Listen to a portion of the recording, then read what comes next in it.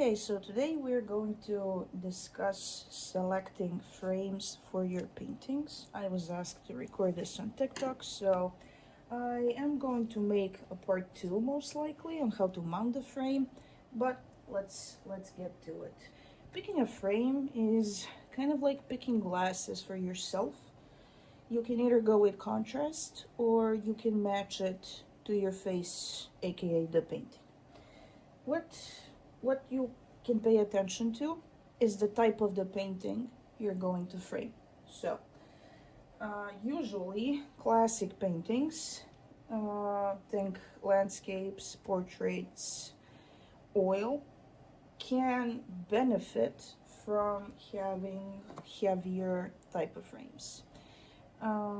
Think of a frame as something that supports the painting rather than takes over the painting.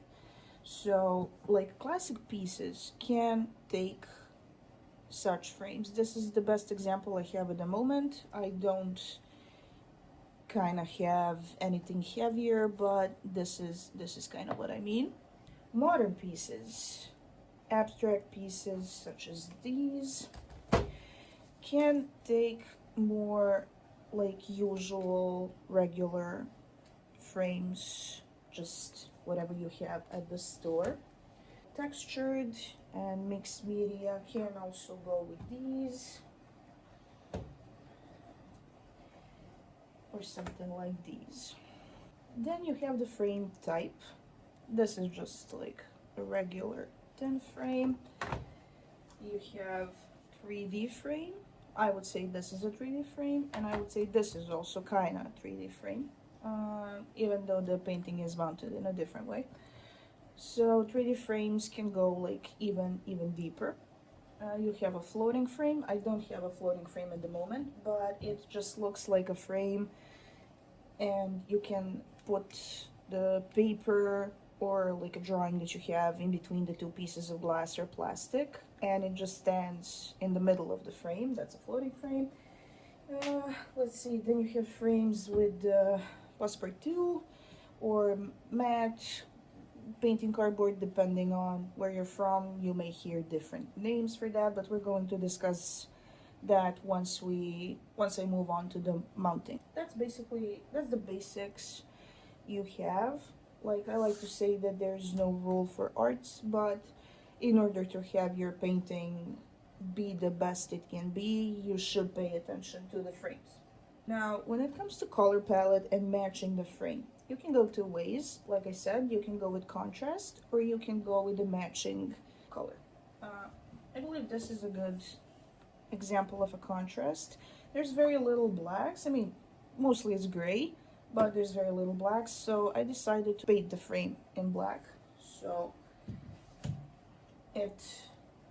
the painting pops up more. This may not be the best selection, but I still decided to use it anyway because the painting has a little bit of yellowish sections, and these sections here match the frame, so this could also make some parts of the painting like accentuated.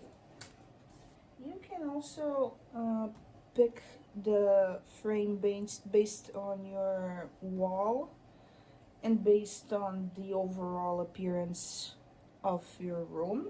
So you can also go with that. I don't have a good example for that, like to each their own.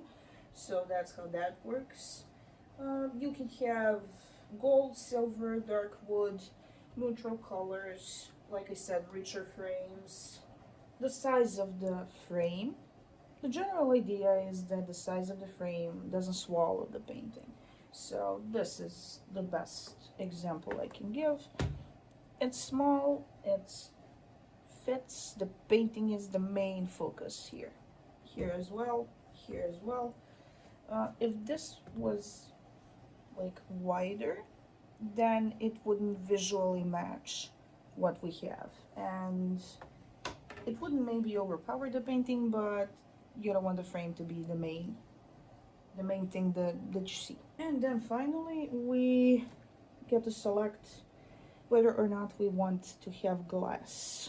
Usually oil and acrylics don't go under glass because the paint needs to breathe, oil specifically, for up to a year, all throughout its life. Acrylics can go under glass or like that plastic film you have, but again, it's not necessary. If you have a drawing, if you have soft pastels, if you have watercolor, that is a must. You have to protect that. So traditional looking pieces can go with heavier frames.